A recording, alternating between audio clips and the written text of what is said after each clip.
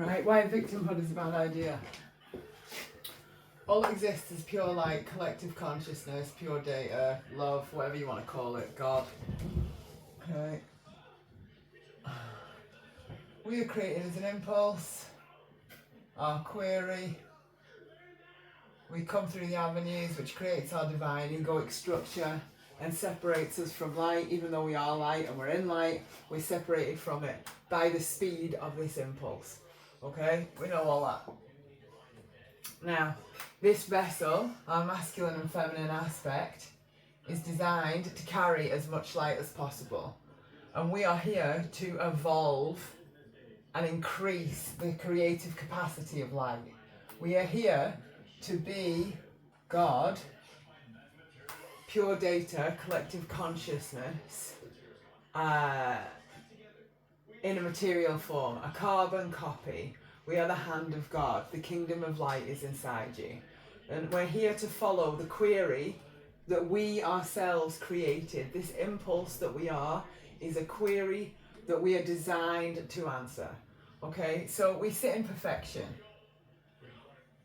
And our status as God and our ability to control and house collective consciousness or pure data is based on how fast we can make this structure oscillate. Okay, and if it's oscillating really fast and it has minimal distortion, we are housing more creative light. We are more godly. We are housing more collective consciousness than we would be if we were filled with distortion. Okay. Now, distortion is just lies we tell ourselves. Okay, so everything is light.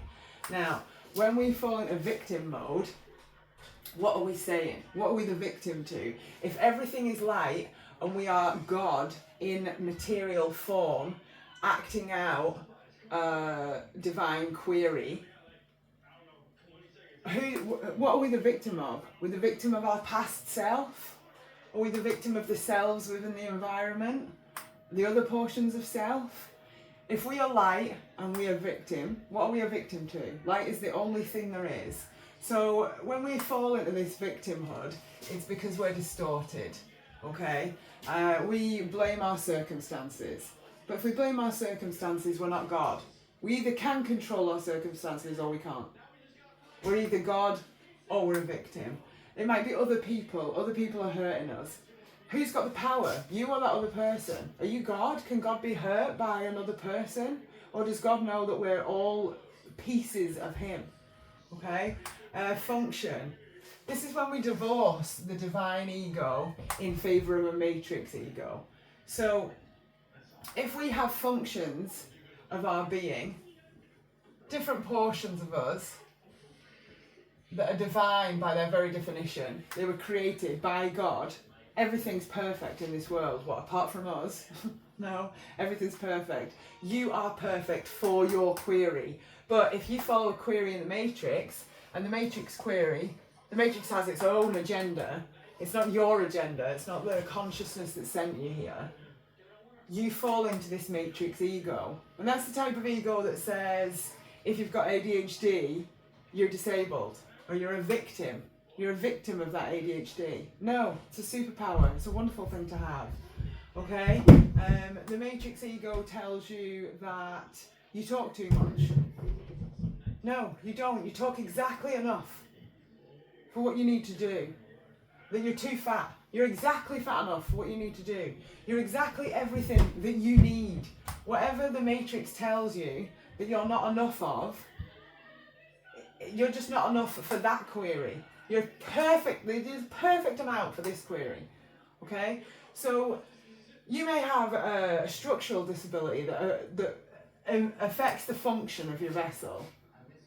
Now that's because you're supposed to be focusing on higher realms. You're a higher form of light. So much light, in fact, that it's pouring out of here and engulfing portions of your structure.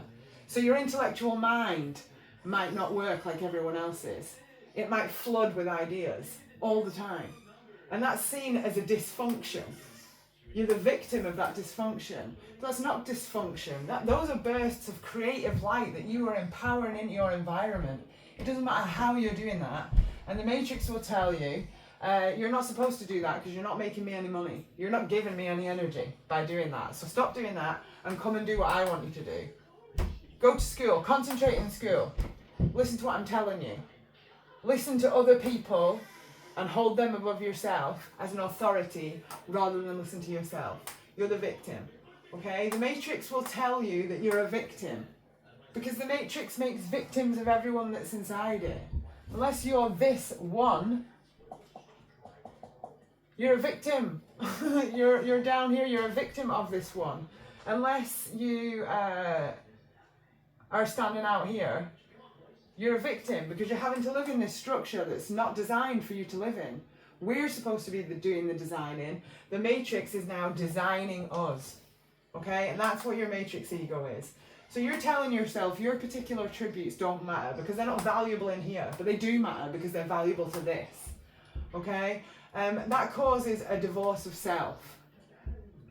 So if you've got a really sarcastic sense of humour by nature, but that's not accepted in the Matrix because we're living in Orwell's fantasy novels, you'll divorce that portion of yourself. You'll stop doing that. But that was required, that was an attribute you required to carry out your exacting purpose, okay? And when you divorce portions of the self, you become distorted. You're basically divorcing these two aspects. And then you're going to be like, wait a minute, I'm sad. I'm slow. Things aren't moving like they should. Because sadness is just when this is going slow. I don't have the energy I require to perform my function in here. Something is wrong with me. You're divorcing yourself. Because you are divine. You are this. You are God. You are the most important being here. Not at the cost of anyone else. Not attacking anyone else. Because you know they're also God. But because you don't fit into this. And if you don't fit into this, it's because you're supposed to be building a new one of these. So when you fall into there's something wrong with me, all there is light. That's all that's going on. We're just light, playing with ourselves, literally. We're just playing with ourselves. And it's like we've all got too big for our boots and now we think, what, everything in divine order apart from us, we're corrupt but everything else is perfect. No. We are perfect. And instead of seeing the divine image of what Matrix could be, we perceive a prison. Because we're imprisoning ourselves by divorcing our own attributes.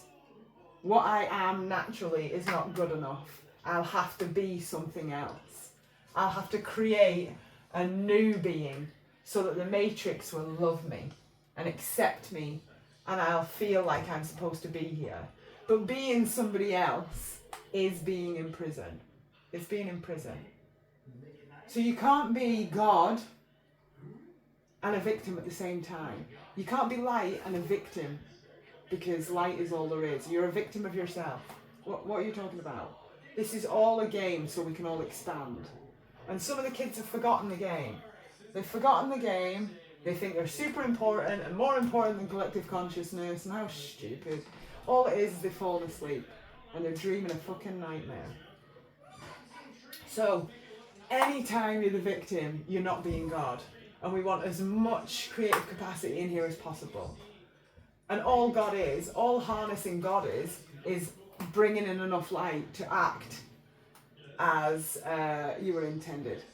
Okay? That's love. Bye.